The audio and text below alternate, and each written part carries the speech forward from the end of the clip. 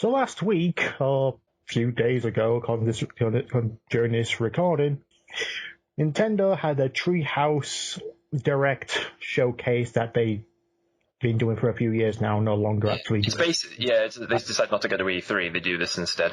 Yeah. The full reveal of the Nintendo Switch.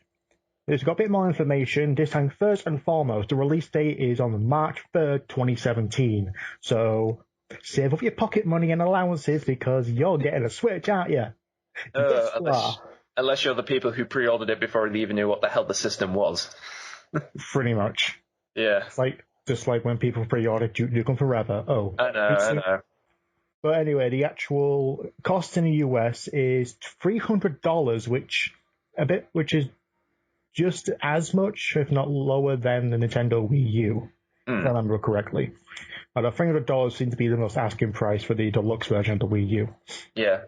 The Switch specifications, 6.2 inches and run off a custom NVIDIA Tegra processor, which is probably one of the best ones there exists. And not to mention, it says custom as well. No specific details. 32 gig of storage, which again, it's not enough. You just do 1 terabyte, all these 500 gigs, 32 gig is not enough. Can it be expanded with the use of micro SD cards? Yeah, we can get a 128 micro SD card just to show you, you don't need a 32 gig hard drive. You need a big. I was going to say, I'm going to be interested, particularly in load time, since that was the thing Nintendo did before, because it was like, well, with a cartridge, you can reduce the load time significantly, so see how that goes. Yeah.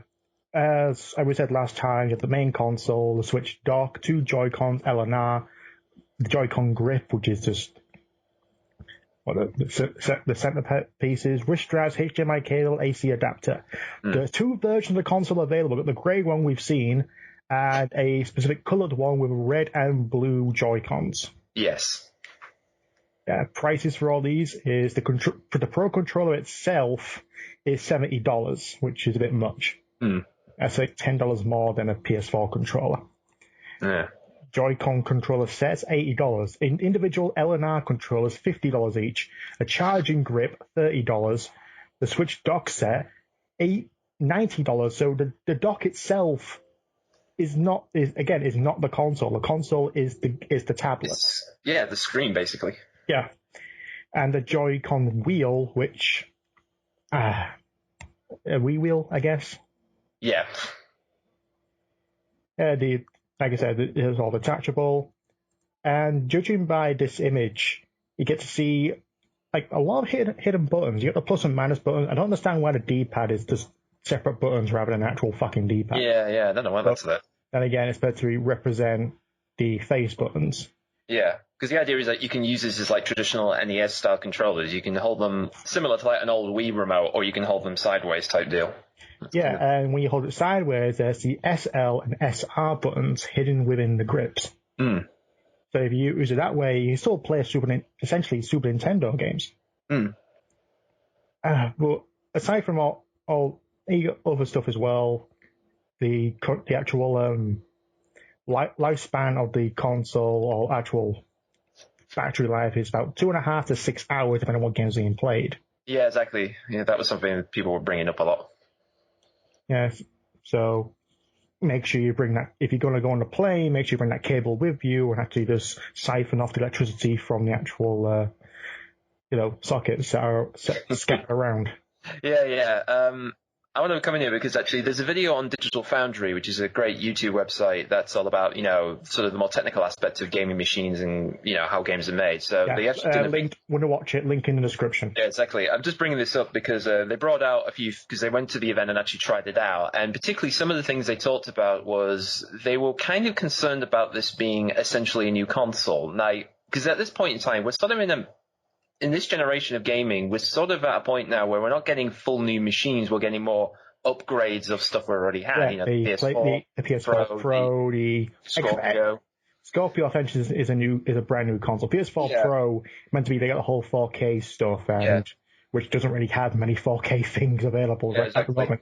The Xbox One S has a lot of 4K and plus some game share on consoles, which is really quite surprising if you have 2 Xbox Ones in a household, in which case you don't need 2, you which get.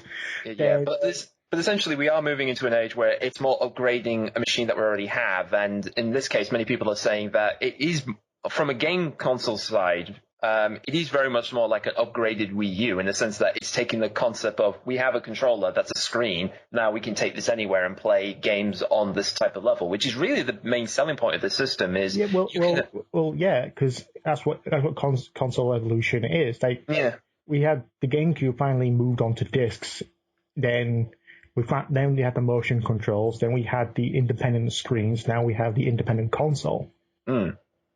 So as evolution goes, it's quite adept since everything is now mobile. Yeah, I won't be surprised if, like with the Kinect and the PlayStation Move, that Sony and Microsoft will actually follow suit and have independent. The PlayStation Vita isn't going anywhere soon. No, unless they make a new one, the Vita 2 or the V2 or whatever the hell they're gonna fucking call it. Yeah, well, this is something else I should mention, actually, because the thing with this is that, obviously, with the Wii U, the big news was about it wasn't a big success as Nintendo wanted, and a lot of people were worried, this is going to damage there in the long term. Essentially, the marketing for the Wii U was horrible. Absolutely horrible, because they just showed off the gamepad. We didn't know what the console looked like. When we first saw the Revolution, the Wii or the Revolution at the time, we saw what the console looked like. This is a new console. And this controller is a key thing to it. Yeah, and then they showed off the controller saying, yes, it's a remote, but it's how you play the game. It's going to be. So here's Wii Sports. Here's a little tech. It's essentially a tech demo, and you're like, hooray! I can play bowling with grandma. Yeah, that type of deal. The Wii U was bad marketing because people thought, is it just another accessory for the new Wii? So I just buy the gamepad. I can play all the new games that you use. It's a completely new console with its own set of games. Yes, the original launch of it was just a lot of ports like Batman Arkham City, Mass Effect 3, fucking Assassin's Creed 4. Yeah, a lot of them to begin with. Yeah, it wasn't until like when Mario 3D World or Lost World and even Rayman Legends. I mean, those are the sort of more bigger names for the console. I guess not so like new games that are coming out, all bigger games that this shows you that this is a new console that you should own. But they didn't really push any units. It wasn't until like Mario Kart 8 and Smash Bros. You have to buy the new console. Yeah, here's the reason to get it now. Yeah. Well, it's a good reason to get it now since the products are being recalled and a lot of the games now are getting really rare. Like, I just recently got Bayonetta 2 with Bayonetta 1. That is a fucking hard game to find, you know. Yeah. Not Bayonetta 2, the actual 2-disc compilation. That is hard to find. Yeah, by the way, I spent 40 quid on it, so that's a cheap price. Yeah, I mean, that says a lot. I mean, I managed to get Day of the Sky Soldier, both the Wii U and the Wii edition of the game, and I don't know how many copies of those type of games are still out there at the minute, so... Well, speaking of games, what has been announced during this unveiling was Zelda's coming out on launch Zelda day. Breath of the Wild, which someone's did a side-by-side comparison of trailers or little clips. Yeah. The Switch one looks a little bit better.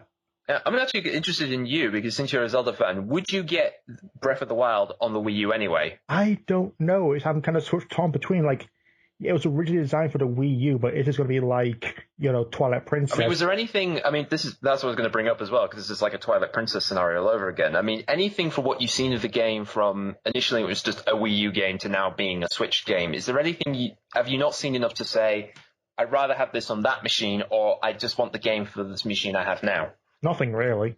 Right. There might be some exclusive things that have yet to be revealed, like how Twilight Princess on the Wii had some motion controls and the pointer, whereas the GameCube one didn't. Yeah. I'm not too sure there's any exclusive Switch capabilities as of yet. There might have been revealed. I haven't found them. The only thing I've seen is mostly technical stuff, like saying maybe it runs at a more sturdier frame rate, but that's, that could be anything, so we don't know. Anything. I still play through Bayonetta on the PS3, and that's the worst version of the game. So it doesn't, as far as technical spec, doesn't really bother me. As far as anything, as far as cost, I would buy it for the Wii U, since I would have to spend like $350, $360 on getting the Switch and the game, where I could spend $60 and skip the game. Yeah, it'd be interesting to see, particularly this being kind of the swan song for the Wii U anyway. Pretty much. So aside from that, we also have Mario Kart 8 Deluxe, which It's just an upgrade. It's just an upgrade, really. It's like Mario Kart 8, here it is again, but with probably all the DLC and all new battle modes, which should have been in the fucking game in the first place. Well, they're putting into the Splatoon level now because they realise, this is now a thing we can really. Yeah, it's our new IP, so let's include it. Yeah, which, speaking of which, they're doing a sequel to that as well. Splatoon 2, which honestly I'm not surprised, and I think the Switch is actually more adapt to actually play it than the Wii U is. Skyrim was shown off. We knew about that. They're still showing it off in some of the videos. Again, they haven't said officially it's coming, but who knows? Konami, surprisingly, is still making a game called Super Bomberman R. Bomberman's actually still around, surprisingly. Yeah, another fucking Just Dance game. Just let it die already, Ubisoft. Well, let's be fair, it wouldn't be the 21st century without a dancing game, would it? No, it's Just Dance has been going on for so fucking long now. What is the 9th one? Yeah, well, it's kind of like those, and now that's what I call music CD things. They still make them every year, even if when you think they're still going. It's just one of those things you just go, oh, that happens. Sonic Mania has been announced for the Switch, which I think we all saw coming. We all saw coming, although again, I'm still, like last time when we talked about Mania, it's like, could you really not put this on the Wii U? I mean, I've said that before, technical reasons, if it's got something in there that the Wii U can't handle, fair enough. But really, for what I've seen, it doesn't look that complicated to put it on that system. No, because the games like I Am Setsuna's coming on there as well as a part of Lego's City of the Cover. Yeah, which is odd because that was a Wii U launch title, which is now getting a port on the PS4 and Xbox One. So it's kind of ironic, the launch title for the old consoles now coming to this one as well as the other ones. So irony there. Yeah, and not to mention what we already knew about was Project Sonic 2017, which we won't see anything probably until E3 or... Yeah. So people went and saw the trailer for it just to see what we've already done from last year anyway. Pretty much. I watched the Switch trailer for Sonic Mania. I thought, is anything different? No, it's exactly the same. Yeah, I mean, the only difference is how they present the logos, but that's about it. I mean, gameplay, there's no new footage, nothing. No.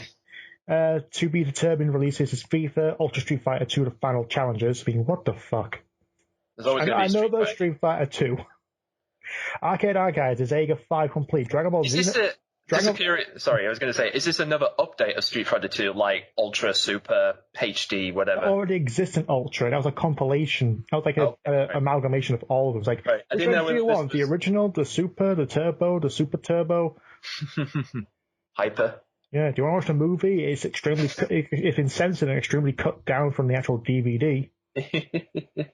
Seriously, I compared it.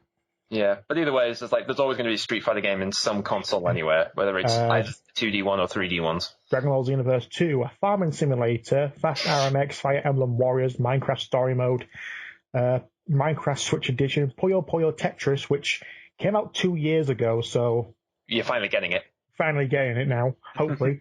A port of Rayman Legends Definitive Edition. Again, yeah, that was the weird thing. Like, Rayman Legends, I mean, that was the reason why I partly got the Wii U, was because it was going to be on that system. Like I said, I'll finish Rayman Legends. Like I say, I fucking hate the touch-based levels. I don't know what, no. Yeah, some of them are a lot more, well, if you have played the game, the worst part is it's not really the fact that you're touching the screen, it's the fact that the character, you have no control over the player character anymore, so you're sort of the AI's mercy at times. Why is it always a glow box? Yeah. I know seeing that my Tensai, Siberia Freeze, and Steep. There's also Xenoblade Chronicles 2 that was announced, which is a big fucking deal, especially for Western fans. Yeah, for JRPG fans. Yeah, but not so sure whether or not the next one we should actually talk about it separately, but yeah. Should we bring up the two sort of games we're sort of interested in? Go on. All right, well, do you want to do ARMS or? Let's do it. I've not really seen much of ARMS, I just know it exists. Yeah. Yeah, from the look of it, I mean, funny, just before we started, we sort of talked about it very quickly, and I said to him, he said to me, it looked a lot like Punch-Out, and it's basically, imagine Punch-Out, except when you pull your fist out, it can extend it just extends like a giant spring, and you can twirl it, smash it, do all crazy combos. So essentially, it's Punch-Out on steroids. I think it's another Nintendo IP, isn't it? I think it is, yeah. But essentially, it's just a new fancy, It looks like it's like, okay, we had Splatoon, and we got octopi and squids. Okay, now let's do spring-based people. Robots, yeah. Yeah, it's like Dr. Wily just invested a lot in Springman and duplicated him. Yeah. I'm kind of curious in this one because, again, like, with the Wii, it was obviously the idea is like the one-to-one controller, which never really happened. And this one seems to be, depending on how the Switch controls work, this could be nearer to what people wanted back then. But I don't know. It's an interesting-looking game, regardless. And the other one is Super Mario Odyssey. Oh, yeah. Which is an odd name, considering Odyssey means an actual story, and as far as story goes, Mario's never actually had a good one. Well, funny enough, on Twitter, Oddworld called them out when they came to the spelling of the word Odyssey, so there you go. Yeah. So, the biggest thing about this is, like, yes, it's a new Mario game, but the biggest thing about it is that it shows New York, he's there, and there's actual humans there. Yeah. In fact, just before I went and saw the trailer, somebody actually just posted up very quickly Super Mario Adventure. It's like, yeah, I can see why somebody would call it that. Yeah, it looks like Sonic Adventure or even Sonic 06 in the new city of Soliana. Yeah, exactly. It is that similar to Sonic. It is unbelievable. Yeah, and you think, okay, fair enough, like, it's Mario in the real world, it looks really odd, but fair enough, let's go with it. Mm-hmm. He does a fucking spin dash. Well, more than that, yeah.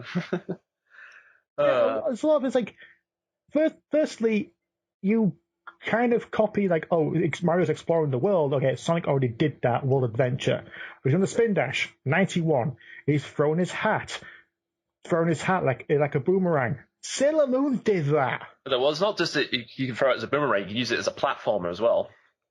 Yeah. It looks really interesting. It looks like a brilliant evolution. I mean, even though he went to space last time. Yeah, I mean, this is the thing if you've listened to us before, one thing we kind of argued before, the problem with Mario, I mean, we don't hate Mario games at all. No, Mario Galaxy is probably one of my favorite Wii games of all time. Exactly, yeah. If you were giving me a Mario game, undoubtedly they are beautifully made, wonderful to play, and, they are fun in themselves. But like you said before, in fact, I was rewatching an overview of Yahtzee, and particularly one thing he pointed out in Mario Galaxy 2 was basically, what does this bring to the play? And he said, stagnate. Oh, wait, no, that's New Super Mario Brothers. Because we have just been stuck in this sort of, where do we get out of Galaxy? Wrong. Like, Super Mario 3D World was a good stepping stone, but essentially it's Mario 3D Land, but yeah, on a more multiplayer. Yeah, exactly. And it basically takes, again, the new Super Mario thing is, you got 4 playable characters running around the world. And again, they've been doing that for the last couple of years. And it's kind of ironic now we're finally getting to see a proper brand new full 3D Mario adventure. And this time it's actually, they found a way of, instead of going into space, they've sort of brought it back down to Earth in this case, since that's probably the only place they can go. Yeah, a lot of it just seems like disconnected. I don't know why. Just a lot of the environments look weird. Well, you have realistic New York, and you have what looks like a kind of murky swamp, and then what seems to be taken straight out of a Vauxhall Steam-developed game. Yeah, well, that's the thing I also want to bring up, is because, again, the big thing is obviously he's in, it's not New York City, it's got a pun name or some silly thing like that, so it's like their version of New York. But also, like you said, we go to the more traditional Mario worlds where, there's all the toads running around and the creatures with eyes on everything.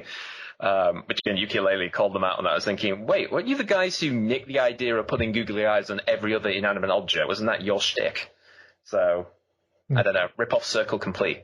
But anyway, as I was saying, I mean, when I saw the video, when I saw Mario jumping around in the city, I thought okay, this is very similar to Sonic Adventure, but I did also think this is very similar to Lego City as well, because you do spend a lot of time jumping and running and going up tall buildings.